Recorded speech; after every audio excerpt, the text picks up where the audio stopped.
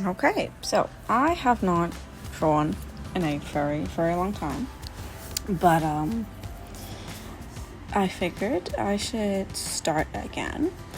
And with the recent Winx reboot that was not received well, the live action, the new animation, it looks kind of gross.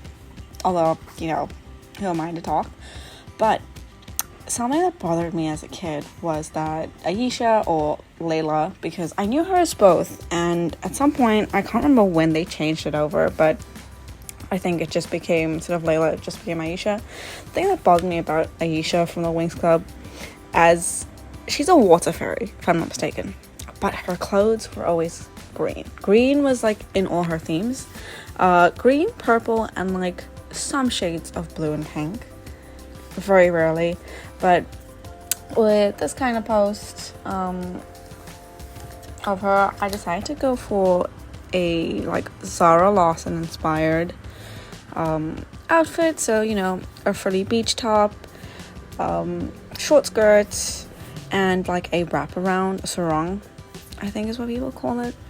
I wanted to give her more pearl accents, which I think you see a little bit later, but beading, that kind of thing. So yeah, try and keep it as simple as possible, just because again, I haven't drawn in a while, and I tried my absolute hardest with the face for this, and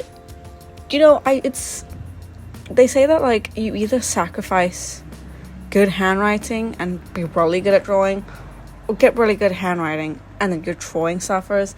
And unfortunately, I got to the point where my handwriting is neat and legible in the last 5 years, because I kind of fell off with drawing. I started university, I got busy, I started work, I also quit my job not shortly after. Maybe I'll talk about that one day.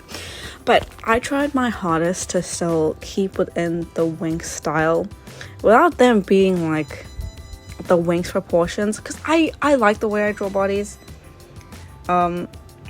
It's just the very long gangly sort of arms and the slightly thicker legs, but it is more like a slender sort of figure.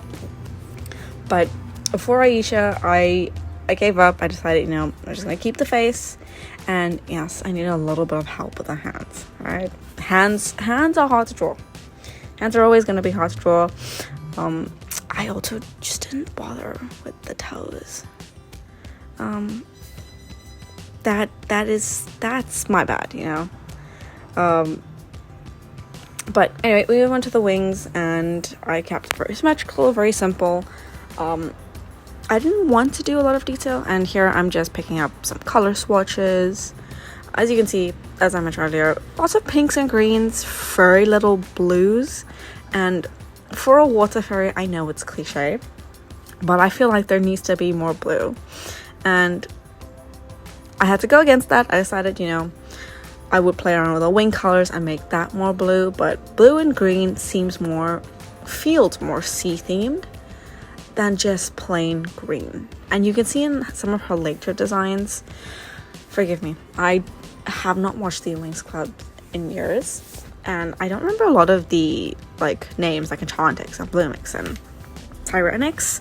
I think Tyranix was the underwater one, I don't know, but yeah, kept it simple. Went in with the rendering. I actually did not bother finishing this drawing. And you'll see by the end of this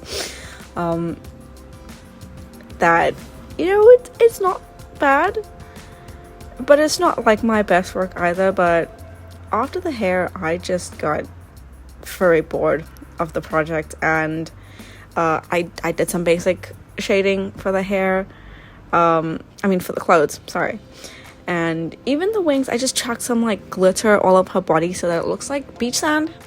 You know how beach sand just sticks everywhere. But that was kind of the look I was going for.